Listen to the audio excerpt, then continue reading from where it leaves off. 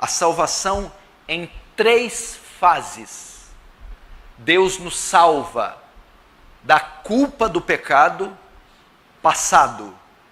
Deus nos salva do poder do pecado presente. E Deus nos salva da presença do pecado futuro. Poderia dizer que nós fomos salvos, estamos sendo salvos e seremos plenamente salvos. Fomos salvos do pecado, é a nossa condição jurídica.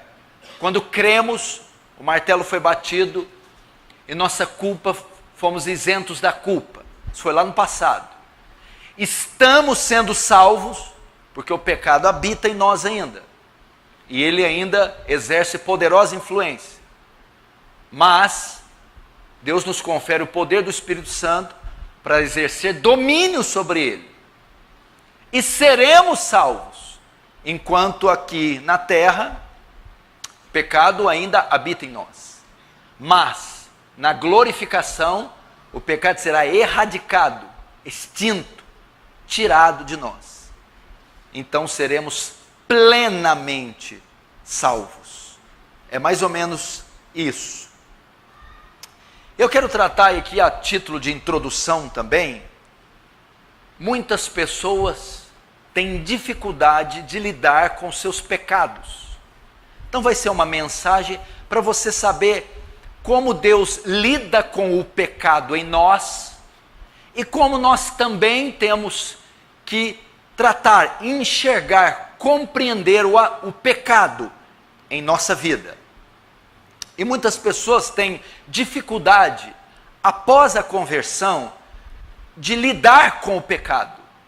Porque muitas pessoas pensam que conversão é extinção do pecado. Que pensam que na hora que Jesus voltar, no instante que Jesus voltar, se não estiver lendo Bíblia naquela hora, fica. Não é só não pecar. Tem que estar naquele exato momento, talvez até de joelhos.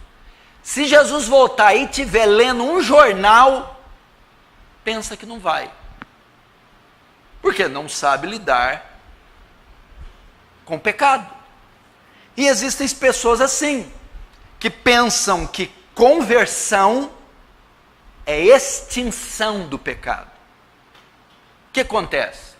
Determinada pessoa, antes da conversão, ela está envolvida em uma série de pecados, e que é comum e oriundo do velho homem, do ímpio, práticas, imoralidades sexuais, cobiça, luxúria, lascívia, avareza, apego ao dinheiro, descontrole das suas emoções, ira, crises emocionais, e vai. E ela convive com esses pecados. Passa um tempo e ela se converte. Ela vem a Jesus. E obviamente todas elas, pela euforia daqueles primeiros meses e dias, até anos do primeiro amor, a grande parte desses pecados são contidos, derrotados, vencidos e praticamente extintos.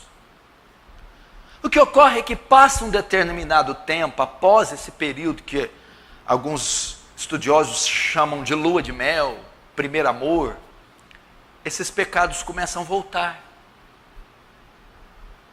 Então começamos a lidar com os mesmos pecados que nós lidávamos antes da conversão.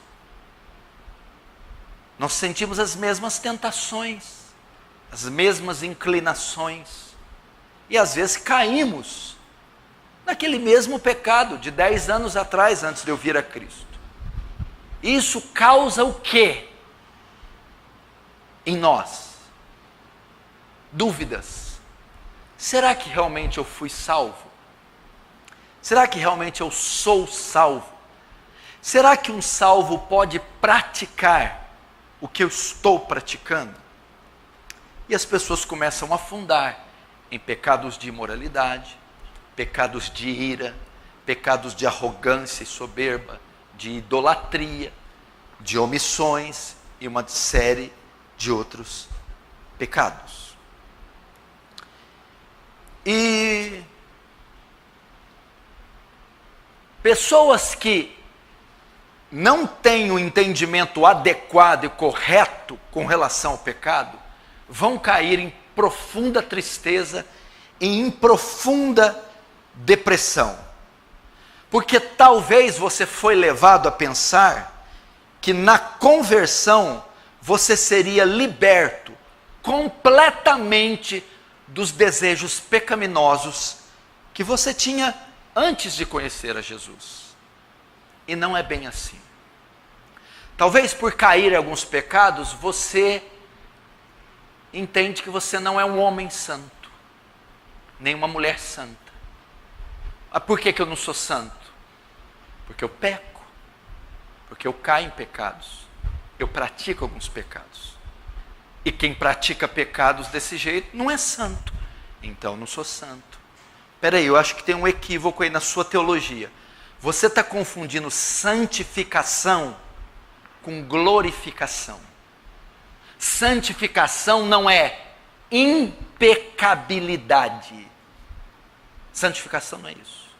Santificação não é, escute isso aqui, santificação não é ausência do pecado, é domínio do pecado.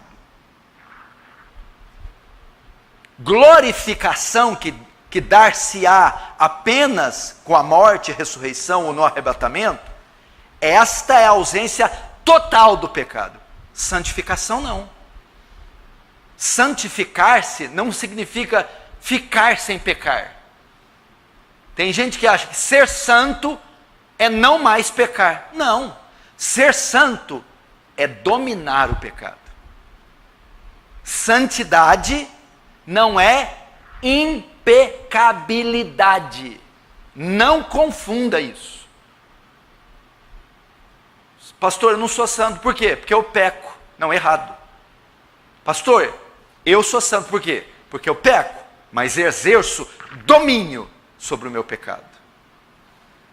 E pessoas que não sabem lidar com isso, vivem em um pesadelo e carregam fardos tão pesados, não se sentem amados por Deus, não se sentem puros momento nenhum, vivem carregando uma culpa. Afinal de contas, quem consegue manter um padrão desse jeito?